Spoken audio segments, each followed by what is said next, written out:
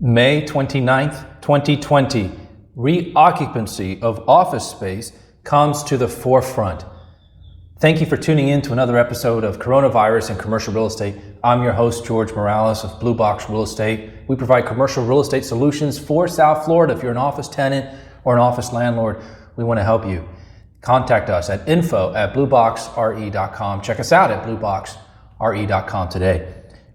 What is dominating the theme currently is the economies begin to slowly open, and now we're finding out there are new challenges with re-occupancy, which is a new phrase of us coming back to our office spaces, re-occupancy. We're in South Florida. Broward and Palm Beach have begun to open. Miami is lagging slightly, but slowly businesses are coming back. Restaurants are allowed to open 25, in some cases 50%. But the focus of today's discussion is going to be the office market and the reoccupancy of office space that is coming to the forefront and how that's going to look. Just a quick couple of housekeeping items, please. If you want to learn more about commercial real estate, go to don'tsignthelease.com, get a copy of our commercial real estate book, subscribe to the Don't Sign the Lease podcast. We've got great interviews with folks in different industries who can help your business today and in this environment of coronavirus.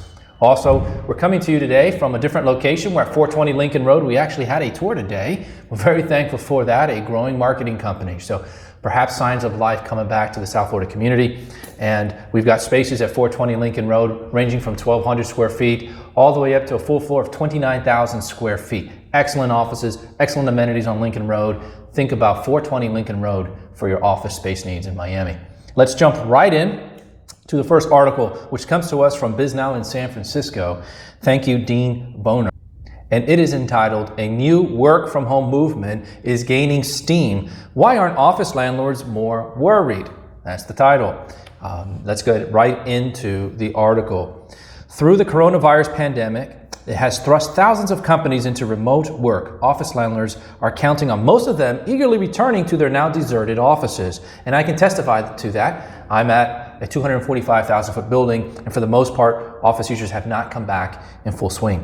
Given how well companies report the forced experiment has gone, data shows that many tenants won't be obliging. So again, this is the world's greatest forced experiment on commercial real estate, work from home. The private sector would have never done what's happening now.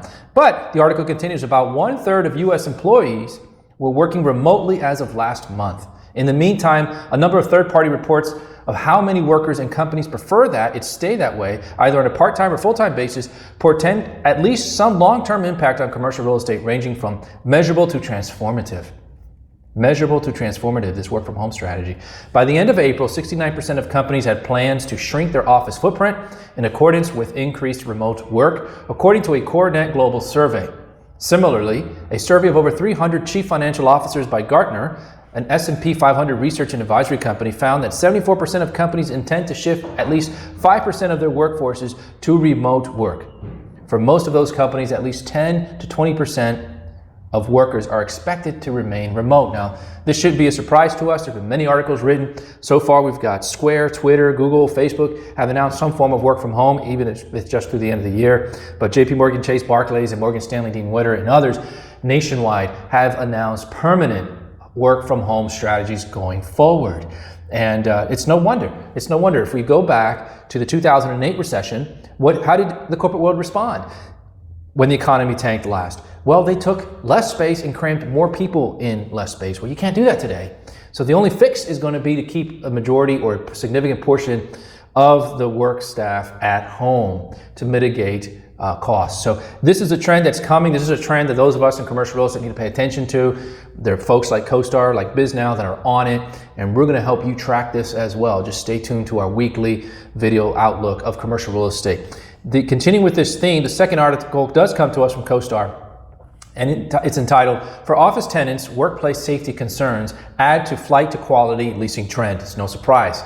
When the economy starts to slow down, when incentives start to come back into the community, when rates start to lower, that there's usually a flight to quality. For instance, you're in a Class B building and used to paying a certain dollar amount, and all of a sudden you turn around and Class A is at the same dollar amount that you are. And instead of saving sometimes and staying where you are, you'll see a flight to quality office buildings by tenants. Well, that's just what the data is finding from CoStar. High quality office buildings that can adapt to changing infrastructure design demands could outperform older office stock. Kind of Captain Obvious, but let's go on with the article.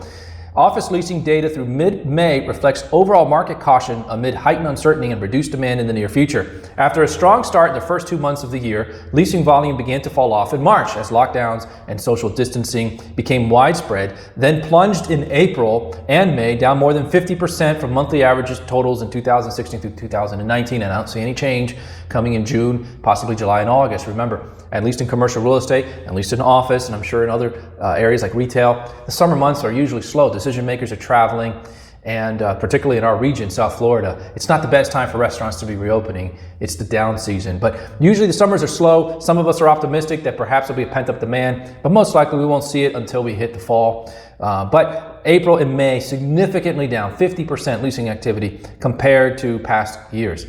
The article continues, in this environment of slower office demand growth, office owners who are capable of providing the safety and health features that have become top priority for businesses are expected to be more likely to attract and retain tenants and feel better positioned to achieve rent growth when demand resumes. And here is a chart. Take a look at office leasing volume plunges. It's picture's worth 1,000 words here. Leasing activity was generally down across most private sector industries, including accounting, financial institutions, law firms, and computer data processing industries. No surprise. And I have a whole article written on this I can send to you from CoStar as well. The sector that fared best in this period, guess. Can I hear a drum roll, please? Can you guess what area of the economy has done best throughout this pandemic? The government. The government actually witnessed an increase in gross leasing year to date due to strong activity in the first 3 months of the year. So, surprise, surprise, folks. Recent leasing activity also marks a continuation of a secular trend that was already occurring in the office market. The share of leasing that accumulated to high quality space at the expense of lower end properties continued to grow. And this is a trend that was witnessed again in the last downturn, the Great Recession. And it shouldn't be any surprise that again, you'll see a flight to quality, and buildings that can react and adapt to this new social distance and COVID-19 world that we're living in are going to do best. I've written an article that is coming out or has come out recently on re-occupancy and workplace strategies to get your business open. I encourage you to send us a note or look it up. It'll be on our LinkedIn page. So go to LinkedIn and follow us at Blue Box Real Estate, our website or Facebook page, Blue Box Real Estate, and get a hold of that article. And we talk about different steps, threefold steps to take to open. Part of those steps include the office building and the property owner. And so I encourage you to take a look at that. Continue with the next article. This one comes to us from BizNow. Sinking feeling. Elevators could thwart office re-entry. Now, we just talked about work from home strategies, and then we transitioned to office buildings that are able to react and respond to the new coronavirus world. And it's assumed perhaps the newer, the higher grade office buildings can do that better than the lower grade buildings, not necessarily in every case. But now we focus specifically on one aspect of the office building that's causing great concern. And thank you, Alexander Marvar from BizNow. And that is the elevators. The elevators. Think about that. Elevators, says the article, make the modern city possible. In New York City alone, commuters take an estimated 4 million elevator rides per day on tens of thousands of elevators. In China, 2/3 of a million of them are put into commission every year. Globally, the industry approaches $125 billion. Big industry. But as cities continue to grow and grow vertically, this crux to innovation may ultimately be the Achilles heel of a city as we know it. In recent weeks, continues the article, and it's a great picture of an elevator panel with buttons. In recent weeks, the elevator has risen to the top of the list of office re-entry safety concerns. Social distancing guidelines recommended at a distance of at least 6 feet, and researchers from the Harvard T.H. Chan School of Public Health last week published their prediction that social distancing, which the Centers for Disease Control and Prevention calls the best way to reduce the spread of the coronavirus disease, may need to continue until 2022, talking about another 18 months, to avoid exceeding critical care capacities. I know, look, I'm no scientist, I'm no doctor, but I would challenge that we need to continue social distancing until 2022. Look, I'm in the state of Florida. Florida's done great. Florida's been reopening, and there has been no signs of an uptick as we've been reopening. So I don't think this data is taking all considerations into account. Complying with global pandemic safety recommendations, says the article, means finding ways for tenants in high occupancy buildings to remain 6 feet apart, even while traveling upward via a shaft that is rarely more than 5.5 feet wide. Thus, as long as social distancing remains in place, elevators like public transportation are proving to be a choke point. No matter how far apart desks are or what high-tech sanitation solutions offices arrange, it is the elevator that may prevent most people from returning to the office, even if they wanted to. Now listen, I'm here at 420 Lincoln Road and I'm taking the steps where I can. I've used the elevator, but I'm taking the steps. You can do that in a 3 or 4 story building. But as the article is going to point out, when you go to Manhattan, even downtown Miami, you have 40, 50 story buildings. The steps are not an option, at least for most of us, especially after these quarantine periods. It's just not going to happen. But the article continues, while office occupancy is still low, basic Band-Aid solutions from one person at a time, ride restrictions to taking the stairs are yielding adequate results for essential workers or for those just returning. But as occupancy scales up, property owners and managers are exploring and rolling out high-tech solutions as quickly as possible. You know, my wife and I recently talking about this, that I can imagine a day where they've got aerosols that every time the elevator door closes with nobody in it, you got the Lysol spray going on to disinfect the elevator. So there's probably things that are coming, and this article points that out. At 1 Canada Square in London, UK's second highest building, between 10% and 20% of employees are expected to return to the office in the coming weeks. So they're not there yet, they're coming. Canary Wharf Group Managing Director of Strategy Howard Dauber told the FT that the company, which owns the building, has calculated that with 4 people in each lift, its office tower can move 56 people every 5 minutes per lift bank, or nearly 2,700 per hour between 4 banks of 8 elevators traversing the building's 50 stories. Okay? That is enough to cope with the number of people coming to the office now, Dauber says, but if more people want to come back, it inevitably becomes a bottleneck. What would these logistics look like for a building like the 104-story One World Trade with 8,000 employees and 71 elevators? You do the math. I can't figure that one out. Companies like Interpublic and Squarespace are already struggling with making elevator trips for arrival and departure efficient. It's like musical chairs, Interpublic Senior Director of Crisis Management Casey Tinez told the Wall Street Journal, of social distancing tape, which instructs riders where and how to stand so they can maintain safe distance on the elevator floor. Tinez said that one of the company's offices where the elevators were running at 1/3 capacity took an estimated 2 to 3 hours to get all the employees into the building. Look, that's 2 or 3 hours to get them in the building and 2 or 3 hours to get them out of the building. That's the majority of us, 2/3 of an 8-hour workday. So these are major concerns about reoccupancy and how do we bring workers back safely. In Seoul, South Korea, Salesforce is trying to give some structure to this drawn-out arrival period. Employees register for work each morning before leaving home and receive a daily elevator ticket for a specific time, much in the same way you would arrive at Disney for a ride, CEO Mark Benioff told Court. So we've got to get creative here as the social distancing continues. From New York to Bangkok, social distancing decals look like dance step instructions showing people where to put their feet.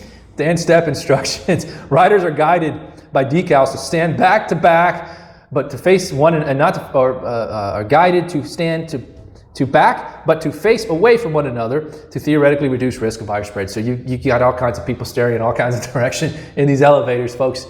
At some point we have to realize we have to get back to a new normal. We have to get back to a normal and build herd immunity and so forth. If you want to learn more about what I'm reading or hearing from other doctors, send me a note separately. I won't get into that on this forum, but we can't live like this. We can't be going to hokey pokey and the dopey as we go into elevators, or looking at our fellow neighbor as a potential enemy of the virus. So we can't do that. We got to get back to working together. Okay, so finishing this article, ThyssenKrupp, head of digital services for North America, John Clarine, is looking ahead to a time in the near future where elevators are built with kick buttons, touchless elevator call caps, voice-activated control panels, custom air filtration systems, and UVC light sanitation, the latter of which Clarine said will soon be a standard offering. So, Champion's Elevator Senior Vice President Sterling Collins said his company, which operates in the tri-state area, is presently bench testing a holographic car station device with a touchless hologram of button panels that floats in front of the actual button panel and other technologies that clients are asking after every new option. So Star Wars technologies, here we go, coming now. Again, we can laugh at some of these things, but ultimately, look, from the tenant's perspective, from the business owner's perspective, who do you think is going to pay for all this new technology that has to be implemented in elevators and office buildings and so forth? It's going to be you, the tenant, because these costs are going to get passed on through higher rental rates or higher operating expenses. So, as we screen for some of these things, let's remember it's going to be coming out of our own pockets long term. The next couple of articles, and we're about halfway done, really deal with, again, the continued impact of coronavirus to commercial real estate. It seems like every week we cover news, there's a deal that blows up. And here's another large one, and this comes from CoStar. It's entitled REIT Splits from Deal to Marry Grand Ole Opry Austin City Limits Real Estate. This comes from Richard Lawson. Richard, I love your writing. Buyer decided against the risk of buying in the current pandemic environment, says the article. Like a sad country song, a real estate deal that would have brought two country music icons under a single ownership succumbed to an illness that caused the parties to split up. Great writing, Richard. Nashville, Tennessee-based Ryman Hospitality Properties, which owns the Grand Ole Opry, along with several large hotels, announced Friday that it scuttled a deal for property in Austin, Texas that houses Austin City Limits, the longest-running music program in television history. The Real Estate Investment Trust, an Austin-based Stratus Properties, announced a $275 million deal last December for Block 21, a downtown property in the Texas capital that includes a W Hotel. The deal would have put buildings where Austin City Limits is filmed under the same ownership as the Grand Ole Opry, the longest-running radio station program in history. There's your connection. Now, a quote from Colin Reed, Ryman CEO, in a statement. In the current capital markets and economic environment caused by COVID-19 pandemic, we have determined that it is not in the best interest of our shareholders to focus our resources and capital on this project at this time. Now, that was a costly decision. Ryan's decision cost the company $15 million for a non-refundable deposit to the seller, Stratus. So let's not sing a prize song for Stratus because it got $15 million out of this breakup. But Ryman's decision cost them $15 million deposit. We saw Blackstone walk away from a $20 million deposit. Folks, did you ever think people would walk away from $20 million? That tells you where they think the economy is and where commercial real estate is heading if they're willing to take such a hit. Again, we saw one deal close that we looked at last week where the buyer lowered the price about $10 million or 5% to get the deal done. But I guess in this case, the two parties were unwilling to negotiate or come to an agreement. The next article spells to the continued job loss. We're close to 40 million. We may have a clip 40 million at the time you're watching this. Again, the PPP program, the payroll protection program, it doesn't seem like it put a dent into the job losses. Now, praise God, most of those are furloughs. Most of those are hopefully temporary. And when things start to open up, we'll see a good deal of those come back. That's what we're all hopeful for. But this article, again, comes to us from CoStar. It focuses on New York City. Nearly 900,000 jobs in New York City, bringing employment to 2010 levels. April's jobs report highlights the largest 12-month decline in history. That's not just for New York. That's for a lot of folks. And here is where the job losses are occurring. Take a look at that chart. No surprise, leisure and hospitality. Thank you, Victor Rodriguez, CoStar Analytics. The results were worse than anticipated, especially considering, says the article, more than 26,000 private sector jobs had already been lost in the month of March alone. Now, this is just talking about New York City. Okay, in March, they had lost 26,000 private sector jobs just before we got into April. In April, private sector jobs fell by 885,000, 22% more than the previous year. This annual drop is the largest decline in recorded history and brings current employment totals back down to levels witnessed in 2010. Unemployment levels currently stand at 14.2%. Unsurprisingly, the leisure and hospitality industry suffered the most, with an annual decline of 72% or 335,000 jobs lost across the city, with hotels and restaurants not slated to open until New York City enters phase 3 of its planned reopening. Any recovery will not be witnessed until August at the earliest. The continuing here, the trade, transportation, utility sector, which includes retail, experienced the second most job losses, an annual decrease of 160,000 jobs in the New York City market. The office using sector, and particularly financial industries, were also impacted. The financial sector saw a monthly decline of 2%, but as the sector has witnessed job losses in the months prior to the coronavirus outbreak, the annual total topped 5%.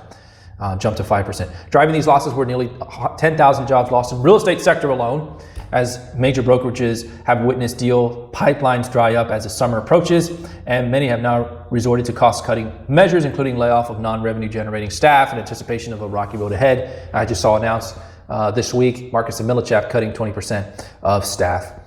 So there you go. The coronavirus and government mandates are still amounting to job losses. This looks back to April. We'll have to look at May. I presume May is no better, and we are almost double the job losses that we experienced in April now in the month of May. And really, there's no end in sight.